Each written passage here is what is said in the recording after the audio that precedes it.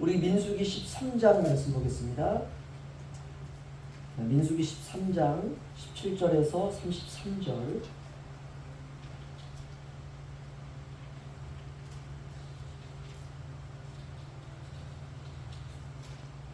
구약성경 216페이지에 있습니다. 민수기 13장 17절에서 33절 끝까지 저와 한 절씩 교독하겠습니다. 모세가 가나안 땅을 정탐하러 그들을 보내며 이르되 너희는 내갯길로 행하여 산지로 올라가서 그 땅이 어떠한지 정탐하라. 곧 그 땅은 운이 강한지 약한지 많은지 적은지와 그들이 사는 땅이 좋은지 나쁜지와 사는 성읍이 진영인지 산성인지와 토지가 비옥한지 메마른지 나무가 있는지 없는지 판지하라. 간대하라. 그 땅의 실과를 가져오라 하니 그때는 포도가 처음 이루는 전이라. 이에 그들이 올라가서 땅을 정탐하되 신광야에서부터 하맛 어비 르홉에 이르렀고 또 네겝으로 올라가서 헤브론에 이르렀으니 헤브론은 애굽 소함보다 7년 전에 세운 곳이라. 그곳에 아낙 자손 아이람과 갈매가 있었더라. 또 에스골 골짜기에 이르러 거기서 포도송이가 달린 가지를 베어 둘이 막대기에 꿰어매고 또 석류와 무화과를 따니라. 이스라엘 자손이 거기서 포도를 베었으므로 그곳을 에스골 골짜기라 불렀더라. 40일 동안 땅을 정탐하기를 마치고 돌아와 바람 광야 가데스에 이르러 모세와 아론과 이스라엘 자손의 온 회중에게 나오나 그들에게 보호하고 그 땅의 과일을 보이고 모세에게 말하여 이르되 당신이 우리를 보낸 땅에 간즉 과연 그 땅에 젖과 꿀이 흐르는데 이것은 그 땅의 과일이니이다. 그러나 그 땅 거주민은 강하고 성읍은 견고하고 심이 클 뿐 아니라 거기서 아낙 자손을 보았으며 아말렉인은 남방 땅에 거주하고 헤딘과 여부스인과 아모리인은 산지에 거주하고 가나안인은 해변과 요단가에 거하더이다. 갈렙이 모세 앞에서 백성을 조용하게 하고 이르되 우리가 곧 올라가서 그 땅을 취하자 능히 이기리라 하나. 그와 함께 올라갔던 사람들은 이르되 우리는 능히 올라가서 그 백성을 치지 못하리라. 그들은 우리보다 강하니라 하고 이스라엘 자손 앞에서 그 정탐한 땅을 악평하여 이르되 우리가 두루 다니며 정탐한 땅은 그 거주민을 삼키는 땅이요 거기서 온 모든 백성은 심장이 장대한 자들이요. 다 함께요. 거기서 네피림 후손인 아낙 자손의 거인들을 보았나니 우리는 스스로 보기에도 메뚜기 같으니 그들이 보기에도 그와 같았을 것이니라. 아멘. 오늘 그 다수 앞에서 쫄지 마라. 믿음은 그런 것이다. 라는 제목으로 함께 은혜를 나누기를 원합니다. 애굽에 430년 종살이하던 이스라엘 백성들을 모세가 탈출시킵니다. 애굽에서 430년을 살았다. 이 말은 그 사람들은 애굽 사람이었다 이 말입니다. 여러분이 만약 미국으로 이민을 가서 거기서 사셨는데 거기서 이제 결혼하고 아이를 낳고 또 그 아이가 결혼하고 아이를 낳고 해서 430년이 지났다고 치자고요. 그러면 430년 후에 그 내 후손인 그 아이는 미국 사람입니까? 한국 사람입니까? 미국 사람이에요. 그러니까 430년 동안 애굽에서 이스라엘 백성이 종으로 살았다. 이 말은 그들이 아브라함의 자손이었지만 애굽인과 같았다. 생각하는 것, 그들의 감정, 그들의 삶의 스타일, 그들의 모든 것이 다 애굽 사람입니다. 그런데 하나님께서 아브라함을 선택하실 때 아브라함과의 언약이 있습니다. 430년 후에 내가 너희 자손을 끌어내리라 라고 하는 아브라함과의 약속이 있었습니다. 하나님께서 그 언약을 기억하셨다가 때가 차니까 이제 이스라엘 백성들을 탈출시키신 겁니다. 그래서 모세를 통해서 그들을 출애굽시키는데 그러면 그들을 끄집어내어서 어디로 가느냐 할 때 목적지는 가나안입니다. 목적지가 분명해요. 그래서 이제 그들을 애굽에서 끄집어내어서 홍해를 건너 광야를 지난 2년이 되었을 때에 모세가 가데스 바네아라고 하는 곳에서 12명의 정탐꾼을 각 12지파에서 한 명씩 착출을 해서 그들을 이제 가나안 땅으로 급파합니다. 왜 그들을 급파하느냐? 하나님이 약속하신 땅이 진짜 있다는 것을 확인시켜 주는 거예요. 가봐라. 가서 보고 오너라. 꼭 봐야지 믿습니까? 우리 그 생각, 저는 오늘 본문을 준비하면서 그 생각이 들더라고요. 아니 그걸 꼭 봐야지 믿어요? 하나님, 저희가 믿습니다. 하나님이 가나안 땅을 아브라함에게 약속하셨고 아브라함과의 약속을 통해서 400년 이후에 하나님께서 때가 되면 그의 백성들을 불러 모아서 그 땅으로 보내신다는 그 말씀 저희가 똑똑히 기억하고 있습니다. 저희는 안 가봐도 압니다. 하나님 믿습니다. 저희를 인도해 주시옵소서. 그럼 하나님께서 이야 대단한데? 이러지 않았을까라는 생각이 듭니다. 그런데 이 사람들은요 애굽 사람들이에요. 가서 봐라. 가서 보고 오너라. 그 땅은 젖과 꿀이 흐르는 비옥한 땅이다. 그러니까 저희는 안 봐도 믿습니다. 이 믿으면 안 되는 거예요. 그래서 그들이 이제 갑니다. 결국은 이거는 그들의 정체성을 확인시켜 주는 거예요. 그들이 누구인가. 정탐을 하고 난 다음에 우리는 과연 누구인가 이거를 확인시켜 주는 과정입니다. 그래서 그들이 이제 가서 그 땅을 이제 보고 오는 것입니다. 18절에서 20절 저 다시 한번 교도하죠. 그 땅이 어떠한지 정탐하라. 곧 그 땅 거민이 강한지 약한지 많은지와 적은지와 그들이 사는 땅이 좋은지 나쁜지와 사는 성이 지형인지 산성인지와 다 함께요. 토지가 비옥한지 메마른지 나무가 있는지 없는지를 탐지하라. 담대하라. 또 그 땅의 실과를 가져오라 하니 그때는 포도가 처음 익을 즈음이었더라. 아멘. 한마디로 말하면 이겁니다. 자세히 보고 와 이 말이에요. 자세히 보고 와.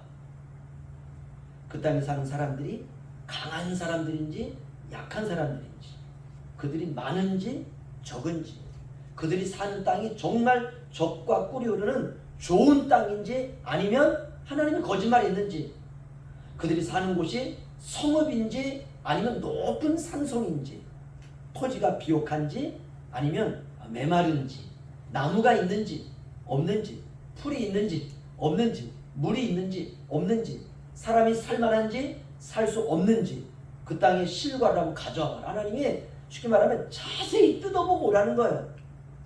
건성건성 보지 말고 대충대충 보지 말고 아주 자세히 이렇게 12명을 12지파에서 한 명씩 착출해서 그들이 그 땅에 들어가 40일 동안요 하나하나 다 기록하면서 아마 지도도 그렸지 않겠습니까? 그리고 그들이 정탐을 마치고 돌아옵니다. 그 25절입니다.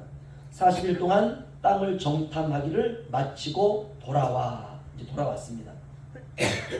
이스라엘 백성 남은 한 200만 명 정도가요. 그냥 학수고대하며 기다리고 있는 거예요. 40일 동안 12명을 도대체 그 땅이 어떤 땅인지 얼마나 듣고 싶겠습니까? 설레임과 기대와 궁금증을 가지고 기다리고 있는 겁니다. 이제 그들이 12명이 이제 돌아와서 모세 앞에 서서 그 땅이 어떤 땅인지 이제 보고하는 장면이 26절에서 33절입니다. 저 다시 한번 교독하죠. 바란 광야 가데스에 이르러 모세와 아론과 이스라엘 자손의 온 회중에게 나와 그들에게 보고하고 그 땅의 과일을 보이고 모세에게 말하 이르되 당신이 우리를 보낸 땅에 간즉 과연 이 땅에 젖과 꿀이 흐르는데 이것은 그 땅의 과일이니이다. 그러나 그 땅 거주민은 강하고 성읍은 견고하고 심이 클 뿐 아니라 거기서 아낙 자손을 보았으며 아멜렉이는 남방 땅에 거주하고 헤빈과 여부스인과 아모리는 산지에 거주하고 가나안인은 헤빈과 르몬의 거주하라. 갈렙이 모세 앞에서 백성을 조용하게 하고 이르되 우리가 곧 올라가서 그 땅을 취하자 능히 이기리라 하나 그와 함께 올라갔던 사람들은 이르되 우리는 능히 올라가서 그 백성을 치지 못하리라. 그들은 우리보다 강하니라 하고 이스라엘 자손 앞에서 그 정탐한 땅을 악평하여 이르되 우리가 두루 다니며 정탐한 땅은 그 거주민을 삼키는 땅이요 거기서 본 모든 백성은 신장이 장대한 자들이며 거기서 네필림 후손인 아낙 자손의 거인들을 보았나니 우리는 스스로 보기에도 메뚜기 같으니 그들이 보기에도 그와 같았을 것이니라. 아멘. 모세에게 보고할 때 과연 젖과 꿀이 흐르는 옥토입니다. 이렇게 보고를 했어요. 그런데 그 땅을 지키고 있는 사람들을 보니까 이길 수가 없어요. 그래서 이 32절에 이스라엘 자손들 앞에서 그 정탐한 땅을 악평하여 이르되, 땅은 좋아요. 그런데 들어가면 이길 수 없어요. 그냥 죽을 것 같아요. 그래서 그 땅을 악평하기 시작합니다. 이 악평이라는 말은 불신의 언어, 이런 뜻이에요. 불신의 언어. 다시 말하면 나쁜 소문을 계속 퍼뜨리는 거예요. 그 땅은 별로 안 좋아. 그 땅에 들어가면 죽어. 그 땅에 들어가면 거기는 완전 매장지야. 거긴 지옥이야. 거기 들어가면 살 수가 없어. 이렇게 이제 소문을 막 퍼뜨리는 것. 이게 이제 악평입니다. 우리 예수를 믿고 난 이후에, 우리가 예수 믿기 전에는 대부분 우리의 언어가 불신의 언어죠. 그렇죠? 부정적인 언어, 안 된다는 언어, 뭐 죽겠다는 언어들. 예수 믿고 난 이후에 예수 믿으면 우리가 구원받습니다. 예수 믿으면 너와 내 집이 구원을 얻으리라. 예수 믿으면 복을 받습니다. 예수 믿으면 우리가 주님께 기도하기만 하면 주님 우리의 기도를 들어주십니다. 우리가 예수를 믿고 난 이후에 우리의 마음이 이렇게 바뀌어가는 것입니다. 그런데 어느 날 예수를 믿고 나서도 여전히 불신의 언어를 사용하는 거예요. 예수 믿으면 뭐해? 예수 믿지 않는 사람들보다도 훨씬 못하는데 예수 믿으면 뭐해? 예배드리면 뭐해? 찬송하면 뭐해? 기도하면 뭐해? 이런 말들, 이 악평이죠. 이제 이스라엘 백성들이 이제 둘로 딱 갈려졌습니다. 두 명은 여호수아와 갈렙은 그 땅은 정말 젖과 꿀이 흐르는데 사실 그 땅은 정말 이 거인들, 우리가 이길 수 없는 사람들이 그 땅에 거주하는 것은 사실입니다. 그러나 하나님이 우리와 함께 하시면 우리가 가서 그 땅을 취할 수 있습니다. 이게 두 명의 보고였습니다. 10명은 불가능하다 이거예요. 누구 말이 맞습니까? 똑같은 땅을 40일 동안 보고 왔는데 두 명은 하나님이 우리와 함께 하시면 우리가 그들을 능히 이길 수 있다 라고 보고를 하고, 나머지 10명은 불가능해요. 뭐 하나님이 이건 뭐건 뭐 그걸 다 따질 거 없고 우리가 일단 들어가면 우리는 죽는다. 그 땅 정복할 수 없다. 그럼 왜 불가능하냐?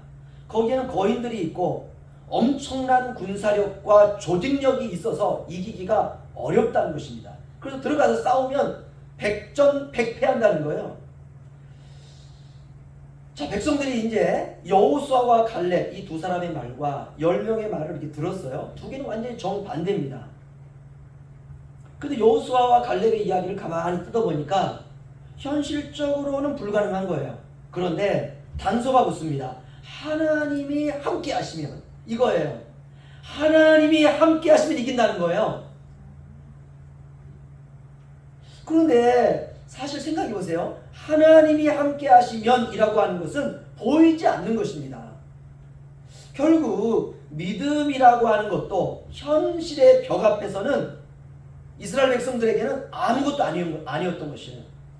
그냥 그러므로 이제 이 그 40일 동안의 정탐을 통해서 이스라엘 백성들의 신앙이 폭로된 겁니다. 그들은 신앙이 대단히 좋은 줄 알았어요. 야, 우리가 애굽에서 모세와 함께 탈출해서 홍해를 건넜을 때 기적 아닙니까? 그거 완전 기적이었거든요. 거길 건너서 2년 동안 광야를 오는 동안 수많은 일들을 겪었어요. 야, 하나님 우리와 함께 하시는구나. 기적이 하나님 우리에게 기적을 베풀어 주시는구나. 이런 믿음을 가지고 왔는데 이 정탐 사건을 통해서 이스라엘 백성들의 믿음의 현 주소가 폭로된 것입니다. 하나님이 이스라엘 백성들에게 하나님께서 주시려고 하시는 땅은 젖과 꿀이 흐르는 땅이라고 하는데 백성들은 이제 그 땅을 악평하여 그들은 말하고 있습니다. 그럼 그들이 뭐라고 말을 하느냐? 이렇게 말해요. 우리가 두루다니며 정탐한 땅은 그 거주민을 삼키는 땅이요. 다시 말하면 거기는 죽이는 땅이라는 거예요. 그들은 거인이고 우리는 메뚜기고, 그러니까 불신자들은 거인이고 하나님의 자녀는 메뚜기에 불과하다는 것입니다. 거인 앞에 메뚜기는요, 거인이 밟으면 끝나는 거예요. 그러니까 우리는 별 볼 일 없는 사람, 우리는 끝났어. 이젠 여기가 끝이야. 애굽에서 우리가 나온 건 최대의 실수야. 돌아갈 곳도 없고 이제 우리가 어떻게 해야 되는가? 남은 건 과연 무엇인가? 이렇게 그들이 고민하기 시작했습니다. 이런 고민과 고민 끝에 그들이 내린 결론이 뭐냐면 이런 원망을 근본적으로 제공한 사람에게 달려드는 것이에요. 그게 민수기 14장입니다. 민수기 14장 가시죠. 1절에서 4절.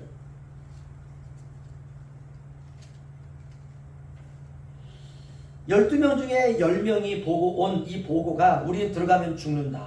이 땅 정복할 수 없다. 이 땅은 죽이는 땅이다. 사망의 땅이다. 이 이야기를 듣고 200만 명이 그 10명의 소리에 전부 이제 동의한 것이에요. 그래서 그들이 어떤 반응을 보이냐면 1절에서 4절 요한일서 교독하겠습니다. 온 회중이 소리를 높여 부르짖으며 백성이 밤새도록 통곡하였더라. 이스라엘 자손이 다 모세와 아론을 원망하여 온 회중이 그들에게 이르되 우리가 애굽 땅에서 죽었으나 이 광야에서 죽었으면 좋았을 것을 어찌하여 여호와가 우리를 그 땅으로 인도하여 칼에 쓰러지게 하려 하는가? 우리 처자가 사로잡히리니 애굽으로 돌아가는 것이 낫지 아니하랴. 이에 서로 말하되 우리가 한 지휘관을 세우고 애굽으로 돌아가자 하매 아멘. 이스라엘 백성들이 10명의 이야기를 듣고 그들이 소리 높여 부르짖으며 백성이 밤새도록 통곡했다 그랬어요. 한번 생각해 보세요. 애굽에서 나와서 홍해 건너서 광야 지나 2년차 되었는데 이제 막다른 길에 그들이 당면한 거예요. 이제 여기서 갈 데가 없어요. 앞으로 갈 수도 없고 뒤로 갈 수도 없고 사막 한가운데에서 밤새도록 울었습니다. 신세타령한 거죠. 우리가 무슨 우리가 뭐 좋은 거를 바란다고 애굽에서 나와가지고 우리가 여기까지 오고 두려움과 공포와 이런 것들이 이제 밤새도록 그들의 마음의 간담을 낙담되게 만든 것입니다. 이제 다음 날 날이 새자 2절에 이스라엘 백성들이 다 모세와 아론을 원망하기 시작했다 이렇게 말합니다. 그리고 내린 결론이 뭐냐? 4절 애굽으로 돌아가자. 여기서 지휘관 한 명을 세우고 리더 한 명을 세워서 애굽으로 돌아가자. 우리로 말하면 이런 거죠. 예수 믿고 난 이후에 인생을 살다 보니까 별 볼일 없는 거예요. 그래서 세상으로 돌아가자. 예수 믿기 이전의 삶으로 돌아가자. 예수 믿는다고 달라진 것도 없는데 우리가 뭐 이렇게 살 게 뭐 있나? 교회 뭐 다니다가 교회 안 다니니까 훨씬 더 편하더라. 이렇게 심간 편한 적이 없었더라. 우리가 사실 예수 믿는 건요, 편하자고 예수 믿는 게 아니거든요. 편하자고 인생을 산다면 예수 안 믿는 게 훨씬 편합니다. 우리가 예수 믿는 건 내가 편하자고 예수 믿는 것이 아니라 믿고 보니까 인생의 목적지가 있다는 걸 알게 된 거예요. 아, 인생의 목적지가 천국이 우리의 인생에 있구나. 이 사실을 알고 어떤 어려움과 환난 속에서도 우리가 천국을 향한 여정을 매일 한 발 한 발 걸어가는 것이죠. 이스라엘 백성들이 결국은 애굽으로 돌아가자라고 하는 결론에 이르게 됩니다. 결국 그 지경까지 간 거예요. 애굽을 동경하고 떠나온 애굽을 동경하고 애굽으로 돌아가기로 결정을 내리는 그들. 이제 우리의 믿음으로 말한다면 신앙이 이제 바닥이 딱 드러난 것이죠. 결국 12명의 정탐꾼이 돌아온 이후에 두 부류가 딱 생긴 겁니다. 10명을 동조하는 200만 명 다수의 무리와 2명의 소수의 두 사람. 백성들은 10명의 의견에 동참합니다. 여호수아와 갈렙의 의견에 동참하는 사람은 거의 없어요. 여호수아와 갈렙은 이거예요. 현실은 불가능하지만 하나님이 함께 하시면 이긴다. 현실은 불가능하지만 믿음을 가지면 이긴다. 하나님이 함께 하시면 능치 못할 일이 없으시다. 이게 여호수아와 갈렙의 믿음이었습니다. 그런데 사람들은 이 여호수아와 갈렙의 이야기를 듣고 마음이 싸늘해요. 200만 명 앞에서 여호수아와 갈렙의 이야기는 뜬구름 잡는 이야기입니다. 이렇게 볼 수 있어요. 지금 다수는 하나님의 말씀은 허황된 말이다 라고 생각하는 거예요. 분명 적과 꿀이 흐르는데 들어가면 죽는 땅이에요. 그러니까 이건 불가능하다. 소수는 현실은 불가능하지만 너희들 말이 맞지만 하나님의 말씀이 맞다면 우리가 들어가면 이길 수 있다 라고 하는 이런 의미를 가지고 있는 것입니다. 오늘날도 그렇습니다. 세상은 과학과 합리성을 믿어요. 과학이라고 하는 건 경험 아닙니까? 합리성이라고 하는 건 내 머리로 이해가 돼야 돼요. 그런데 신앙은 말씀과 비합리성이거든요. 다시 말하면 하나님께서 우리에게 주신 말씀과 또 하나는 믿음이라고 하는 바로 이 사실이거든요. 두 개는 대조돼요. 과학과 하나님의 말씀, 합리성과 비합리성. 결국 과학은 다수이고 하나님의 말씀을 붙드는 것은 소수입니다. 눈으로 보이는 성장이 전부라고 여기는 다수와 눈으로는 보이지 않지만 지금 여기 임재하시는 하나님을 믿는 소수의 무리들. 그렇다면 하나님은 과연 누구의 편인가? 하나님은 다수의 편도 아닙니다. 그렇다고 하나님은 소수의 편도 아니에요. 그러면 하나님은 도대체 어떤 시각을 가지고 사람들을 보고 있느냐? 여러분 출애굽기 3장 17절로 가보시죠. 출애굽기 3장 17절. 네, 85페이지에 있습니다.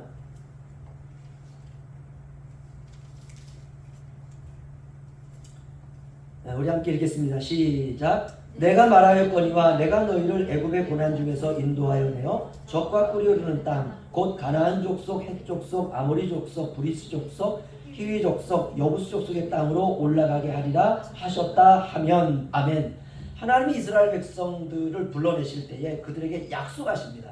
내가 너희를 애굽의 고난 중에서 인도하여서 젖과 꿀이 흐르는 땅으로 너희를 올라가게 하리라 라고 하는 이 약속의 말씀이 맞다고 믿는 사람들을 하나님이 맞다고 인정하세요.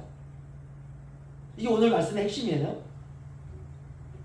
하나님은 다수를 인정하시는 것도 아니고 소수를 인정하시는 것도 아니에요. 그럼 누구를 인정하느냐? 하나님께서 우리에게 약속하신 말씀이 있어요. 이 말씀은 맞다. 그리고 이 말씀을 믿는 사람들을 하나님이 네가 맞다고 인정해 주시는 거예요. 저와 여러분이 그런 사람들이 되시기를 주님의 이름으로 축원합니다. 내가 가지고 있는 소유와 내가 가지고 있는 재산과 내가 가지고 있는 명예와 신분 때문에 하나님 나를 인정해 주시는 것이 아니라 하나님의 말씀은 맞아. 하나님은 하나님의 말씀을 우리에게 이루어 주시는 신실하신 하나님이셔 라고 하는 이 말씀을 믿음으로 받아들이는 그 사람을 하나님께서 네가 맞아 라고 여겨주신다는 것입니다. 이분이 우리 하나님이세요.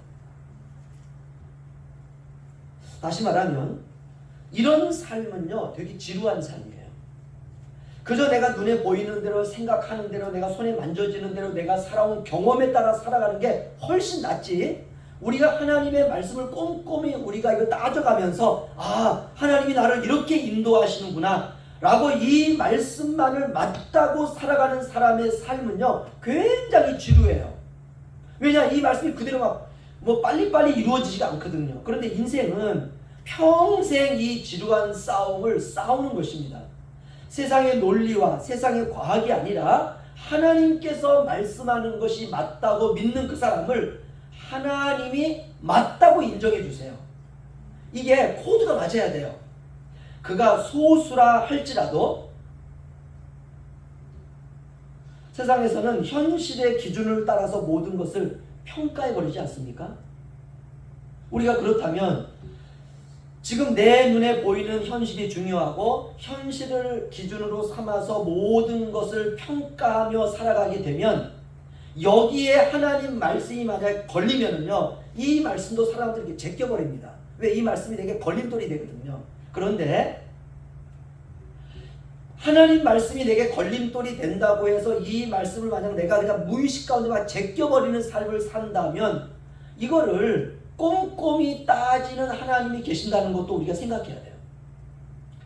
아무리 다수의 말이 맞다 할지라도 하나님이 그 말을 따지세요. 100명이 있고 1명이 있는데 이 100명이 생각하는 게 다 똑같아요.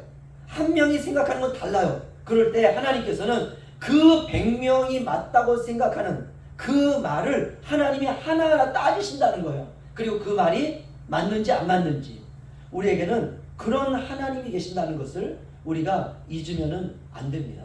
오늘 제목이 다수 앞에서 쫄지 마라 믿음은 그런 것이다 라고 할 제목인데요. 여러분 어떻게 우리가 다수 앞에서 쫄지 않을 수가 있습니까? 여호수아와 갈렙이 본 것과 10명의 정탐꾼이 본 것은 똑같았습니다. 똑같이 보고 평가도 똑같았어요. 주어진 현실을 여호수아와 갈렙이 다르게 말한 게 아니에요. 그 땅을 가니까 거인들이 있습니다. 여호수아 갈렙도 오케이 맞아요. 10명의 정탐꾼이 보고 온 것을 여호수아와 갈렙이 들을 때 다 맞아. 100%가 맞습니다. 100%가. 그런데 여호수아와 갈렙이 10명과 다른 게 하나가 있었어요. 뭐냐면 주어진 현실대로만 보면 10명의 시각입니다. 그런데 주어진 현실에 하나님을 넣으면 달라 보이는 거예요. 이게 믿음이에요. 이 한 끗 차이가 신앙이에요. 우리가 다수 앞에서 쫄지 않으려면 그 다수의 세상 앞에서 하나님을 넣고 보는 것입니다. 그러면 달라 보여요. 이걸 우리가 믿음이다 이렇게 말합니다. 우리 14장 6절에서 8절 보시면요.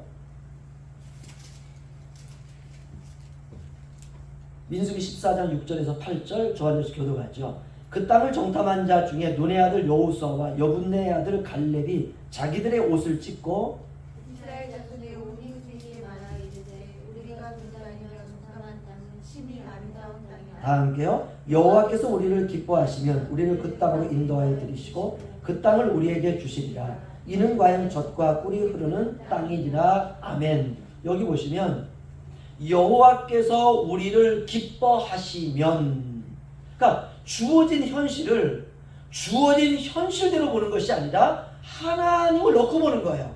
하나님이라고 하는 이 안경을 끼고 이 현실을 보는 것입니다. 여호와께서 우리를 기뻐하시면 우리를 그 땅으로 인도하여 들이시고 그 땅을 우리에게 주시리라. 이는 과연 젖과 꿀이 흐르는 땅이니라. 아멘. 현실의 불가능 앞에서 하나님을 넣고 보니까 이 땅은 죽이는 땅이요 거인들의 땅이 아니라, 따라서 하시죠, 하나님의 땅이더라. 할렐루야. 이겁니다. 오늘 핵심이. 가정도 마찬가지예요. 내가 처해 있는 가정을 현실대로 보고 끝내면, 아, 이렇게 하면 행복한 가정이 되겠구나. 아, 지금 내 현실은 내가 너무 불행해. 내 현실은 너무 우울해. 너무 슬퍼. 뭐 그저 그렇지. 이게 현실로 보는 거예요. 그런데 현실에 있는 내 가정 안에 하나님을 넣고 보면 가정 천국이 되는 것입니다.